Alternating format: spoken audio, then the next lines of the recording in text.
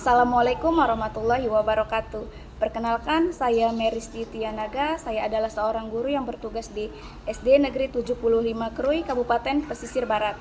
Sekaligus saya adalah seorang mahasiswa pasca sarjana di Universitas Terbuka Daerah Bandar Lampung dengan NIM 501192864. Pada kesempatan ini, saya akan merefleksikan kedua artikel yang menjadi tugas, yaitu yang berjudul Membangun Kualitas Pendidikan di Indonesia dalam Mewujudkan Program Sustainable dan Analisis Dampak Pembangunan Infrastruktur Pendidikan di Pedesaan.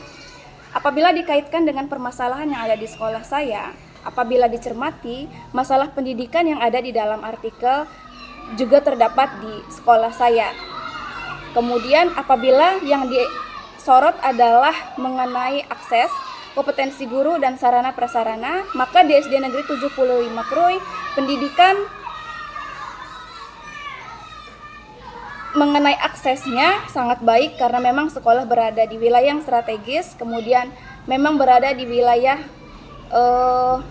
keramaian dan di pinggir jalan raya. Kemudian anak-anak sekolah tanpa kesulitan yang berarti, namun tantangannya di sini adalah di sarana dan prasarana, seperti tidak adanya fasilitas lab, baik lab komputer ataupun lab IPA. Media pembelajaran digital yang memang terbatas, seperti kami hanya memiliki satu buah proyektor dan beberapa laptop, namun mungkin laptopnya juga kurang memadai. Kemudian ruang belajar juga agak sedikit kurang nyaman. Kemudian pada artikel kedua lebih menekankan mengenai pentingnya infrastruktur di pedesaan. Hal ini juga nyata adanya di sekolah kami. Ruang kelas dan sanitasi sudah ada sedikit peningkatan, tapi dukungan teknologi belum merata. Jadi persamaannya adalah infrastruktur sangat menentukan kualitas pembelajaran. Perbedaannya adalah di artikel dibahas mengenai jarak yang jauh untuk menuju ke sekolah, sedangkan di sekolah saya fasilitasnya saja yang memang tidak memadai, namun lokasinya sangat-sangat strategis dan sangat memadai untuk akses anak-anak berangkat ke sekolah. Kemudian mengenai saran untuk mengatasi isu sosial politik dan sosial budaya. Menurut saya, untuk sosial politik, pemerintah perlu lebih berpihak pada sekolah di daerah.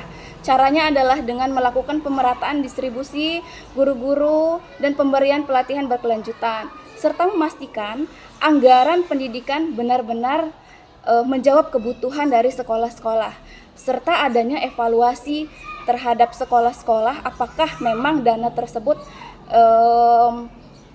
benar-benar direalisasikan untuk kebutuhan sekolah atau seperti apa. Kemudian dari sisi sosial budaya, menurut saya pendidikan itu haruslah membumi, atau bisa dibilang guru harus bisa mengintegrasikan kearifan lokal di dalam pembelajaran. Misalnya di wilayah kami adalah wilayah pesisir. Jadi anak-anak bisa belajar lewat contoh kehidupan masyarakat yang ada di sekitaran daerah mereka sendiri, yaitu di daerah pesisir. Dengan begitu mereka akan dekat dengan materi yang disampaikan. Mereka akan mendapatkan pembelajaran yang lebih bermakna dan terkait dengan kehidupan mereka sehari-hari. Yang selanjutnya adalah kaitan artikel dengan modul 1 studi komparatif pendidikan dasar.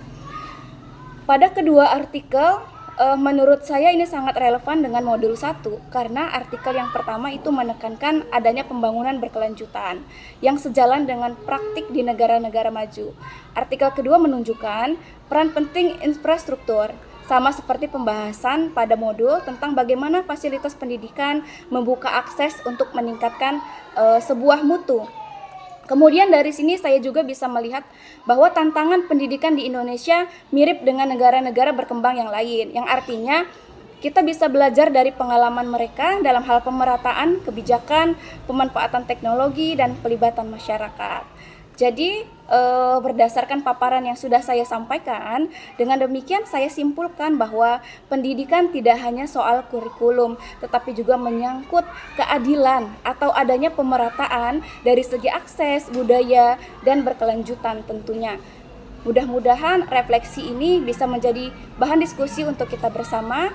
Saya akhiri, wassalamualaikum warahmatullahi wabarakatuh.